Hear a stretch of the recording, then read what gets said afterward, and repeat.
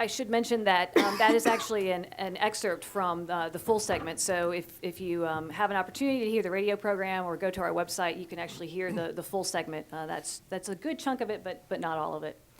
And so now I will turn this over to David, who can talk to you about what he's been up to with the documentary. I think it's fantastic to see so many people here for a program on Brazil. I mean, really. David, this is the world's affairs. You know, that must be the difference. Yeah. But in all candor, I mean, when I approached this and I told my friends that I was doing working on a documentary about Brazil, I could see their eyes glass. Oh, they started talking about Girl From Ipanema or something. You know. Now,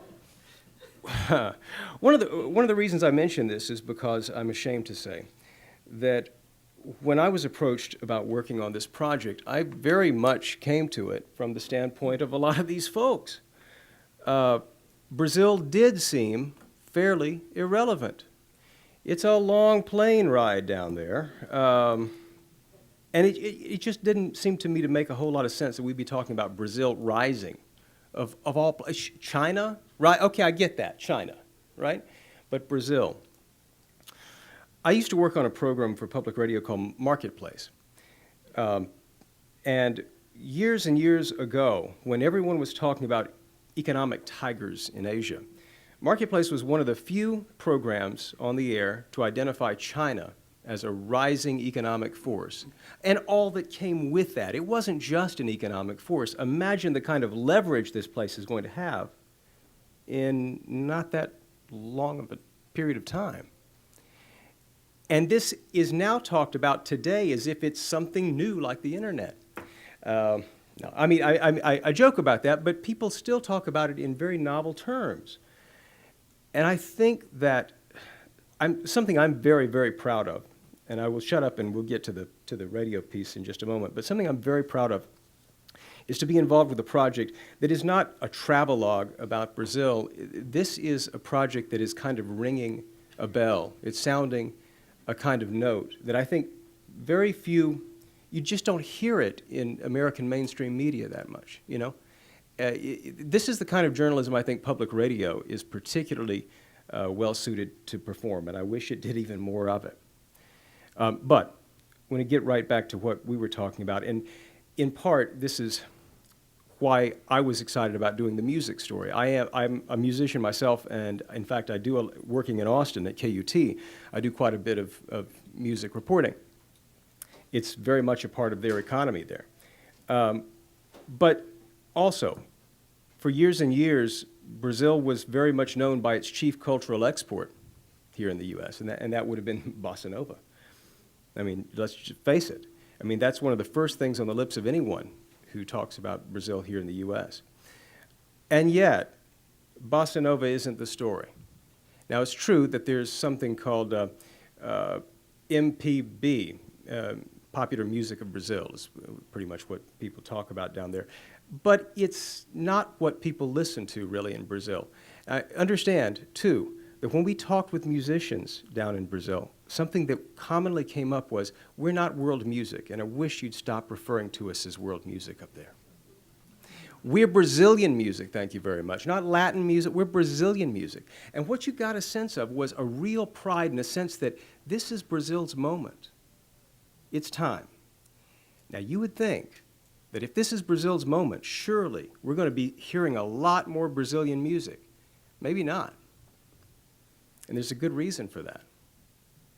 And that's basically the thrust of my little story. Hope you enjoy it.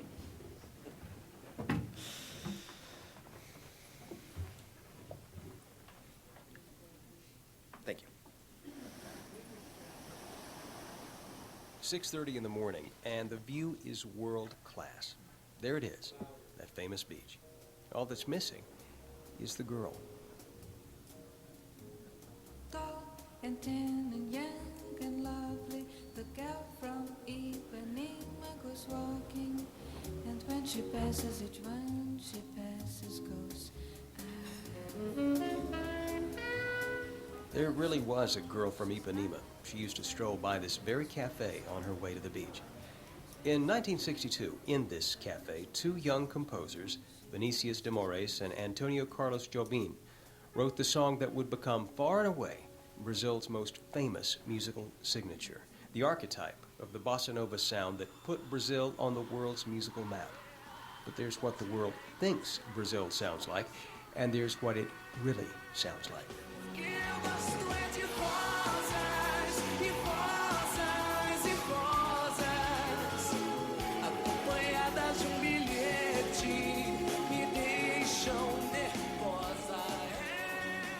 Multi-instrumentalist Ana Carolina is a huge star here. She has an explosive stage show, an arsenal of radio-friendly and provocative pop songs, and ambition. Eu queria vender como os Beatles. I would like to sell like the Beatles. I would love to be recognized by everyone. I would like to show my music for the largest number of people. I can't lie. But if Ana Carolina is to make it big outside of Brazil, she knows she has to make a choice. She can keep doing sold-out shows at home, or she can move abroad and start over in hopes of going global. But she can't have it both ways.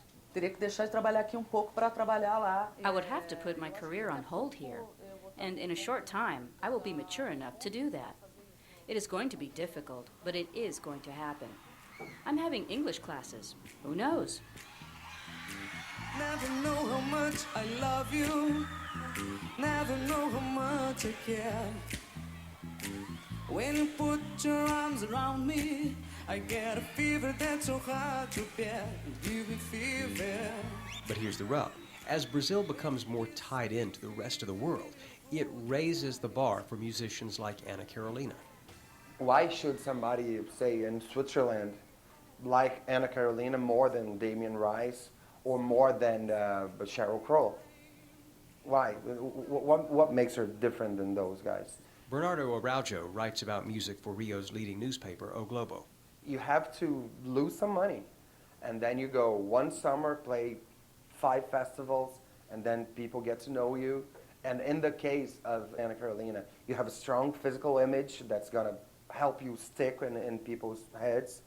And then if you invest, you might be rewarded for it in a couple of years. You might.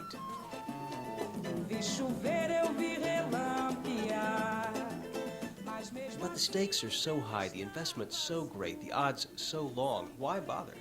Take Teresa Cristina. She's got the talent, a strong reputation, lots of invitations to perform abroad, but here at home, she's selling out shows without having to sell out in other ways. At least that's how Cristina sees it. What happens is that it's very expensive to hire a band like mine with so many musicians. It's very expensive to travel. Most of the time, they don't offer much money because there's no sponsor, and they want us to come there with just 2 or 3 musicians and do a Brazilian music show. But it is very difficult without compromising the musicality or the arrangements. I think that to be known internationally, I don't have to be an international musician.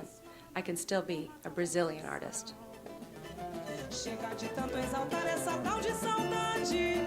Meu caboclo moreno mulato é o amuleto do nosso Brasil. These days, for Brazilian musicians, the price of going global may be just a bit too steep.